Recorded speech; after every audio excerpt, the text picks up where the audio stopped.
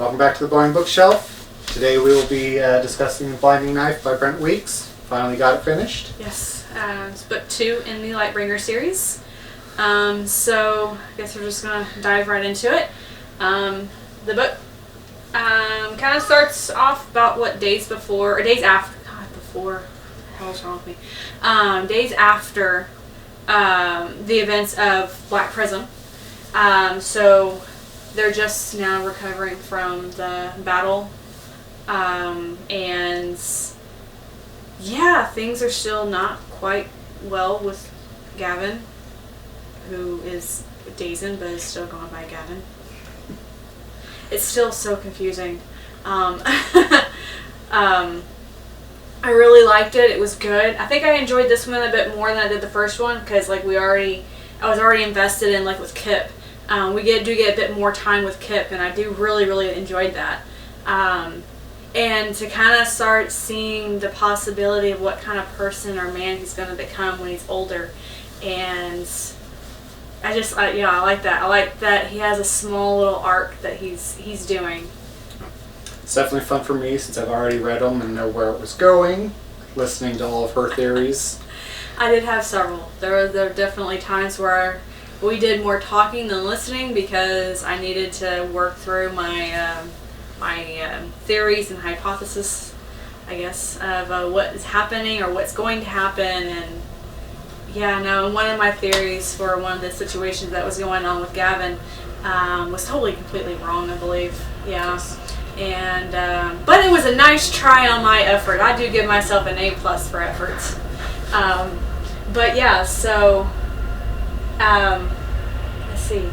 It's still such a complex world. Like Black Prism, it was a given that it was a complex world. In Blinding Knife, I feel like it really just kind of rubbed it in your face that you don't know jack shit about this world. And it's so, what you think you know has just another little nugget of information has now been added to it, in which kind of, trying to keep it all straight is very, very difficult. I would say that's the only bad thing about this series, or these books so far, is I'm having an exceptionally hard time keeping things straight with the colors and the prism and the whites, and now there's a new color. Yes, in Blinding Knife there is a new character introduced, Tia, who is colorblind but can draft a color that had not previously been discussed. Parl, which essentially consider it X-ray. Yeah, so it's weird. I'm like, whoa, what the hell is just happened? But Tia's a cool character, and she, I think, is one of Kip's real true friends. That they actually do kind of, there's nothing romantic with them, but they're friends, and it's like she sees the good in Kip, and Kip is trying to not stick his foot in his mouth every time that he's around somebody, but he fails miserably still at that. Got lots of interaction between Kip and Andros Guile, Gavin Dazen's father. Yes.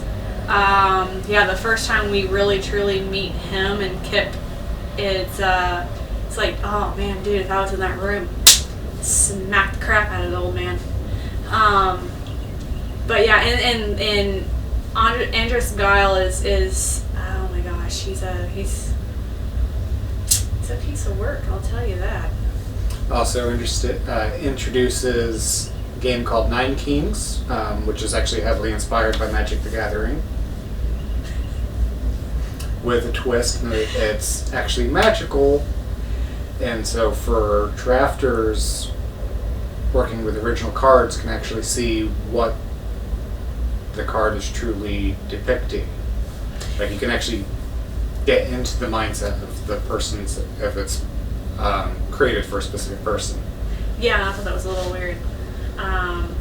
Definitely makes for some confusing times because a chapter will start with somebody reliving something from one of the cards, and wait, who's this character? Yeah, okay, so you saying that there is, okay, so lack of a better term, and if I'm not saying this correctly, please educate me on this. I view these books as being told in third person narrative. So it's a lot of Kip and Gavin is doing this, or Kip and Gavin is doing that, or Karis is doing this and that. It's following them. But there is certain points in the story where it goes more first person. Yes, it goes, I am doing this, or I am feeling this, or I am going. This is my plan, and it's like, what the hell just happened? Like, anytime they're viewing something through the cards, it ends up being first person during that. Which is hard to tell what it's actually happening. Like, when that point is happening, someone's viewing like a memory or an event through the cards, and it kind of leaves you a bit confused. And then of course Gunnar, another new character, pretty much any time it's following him, it really seems to be first person with him as well. He's also completely crazy, so it could really be third person, but it comes off as first person. So we're not really quite sure who is exactly telling the story, because there are a few in the few places where it does have like the I am doing this or whatnot. They're talking also about Gavin and Kip, and it's like, where are you in this whole scheme? Because we don't know you, I don't think. So it's a little, it's frustrating to say the least. But yeah, I mean, that's kind of like really like the complexities, and it's just it kind of just goes with it. It's very complex story and world. It does get a bit eyebrow raising in a few places, dealing with like the color prints, because the color prints is still an active foe. Yeah, he is pretty much the main adversary still. And I've given up all hope for Liv. I'm sorry. I hope she goes down in the boat, or the ship with the color prints. All the same, yeah, she needs to go down. Still can't wait for you to read the short story that unfortunately is not after this book. It is after Broken Eye, so I have to wait longer to see her reaction. Yeah, we haven't started Broken Eye yet because we wanted to do this and try and keep things straight when it's already so hard to keep things straight as it is with this book. But yeah, no. The ending was a bit of a kind of a kick in the teeth. Was not expecting that. Also really hard to take that blow and drive at the same time because we were coming back from a trip, and yeah, no, that one was... Yeah. Yeah, I don't really want to give that spoiler because No. it is a huge shock. No, I'm not going to give spoilers very much. Just know that when you get to the end, and like you think that this isn't the end yet, because it seems like this book kept just going on and on and on and on and on. No, it ends abruptly. Yes. It really does. And yeah, it's Luckily, all the books are already out, so if you're just now picking it up, you don't have to wait the 2 years those of us who read it as they were coming out had to wait. That was horrible, having to wait 2 years to pick up after that cliffhanger. But yeah, no, like I've enjoyed them. I have definitely grown attached to Kip. I cannot wait to see Kip's progression in the next book because he got dealt a really crappy hand. Very. I can't wait to see what happens with everyone else. But yeah, and like just because I'm trying not to give spoilers away. This is kind of like, honestly, like a shitstorm. Yes, very much so. Can bring up that, throughout the Blinding Knife, a large majority of what they're doing is still, of course, fighting the war with the color prints. It does become an actual war, officially, and they're having to deal with Banes, which is the creation of the old gods. Yes. The new religion of the Chromaria wiped out and stopped from being able to be created. Yeah. And again, that's another layer of complexity that he probably did in the books or whatnot. I don't know. Did he have like a table or a chart? Of what? Of like the gods or the colors or There things. is basically a glossary of a lot of the terms. Like, say, the iron beaks. So, Luxon and will-infused birds used to attack opponents at distance and then explode. Oh yeah, like apparently they have birds that they can now infuse animals with Luxon. The Luxon or the animals are dangerous, super dangerous, depending upon the Luxon. Dagnu, god of gluttony associated with red. Adarat, there we go. That's one of the Banes they had to deal with. It's the god of lust associated with green. So yeah, at least if you are interested in the Lightbringer series, which we do recommend, Brent Weeks is nice enough to include a glossary. Yes. Because there's some. I don't remember how much of a glossary there is in Black Prism, but he definitely included it in Blinding Knife. Has one in Broken Eye. Yeah, no.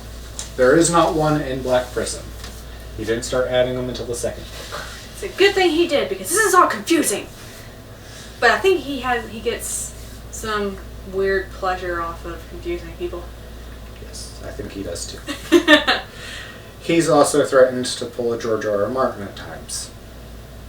Kill off characters. I can see that. He's not quite at that level of killing off characters, but he will kill off characters.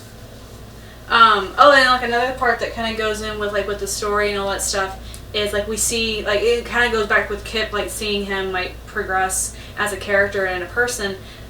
He's going through like the Blackguard training and stuff, and which is the elite, kind of like the Secret Service. Yeah, for the Chromaria, or they protect the Prism and the White. Yes, and they are supposed to go as far as protecting the White from the Prism. And vice versa, I believe, even. I think so.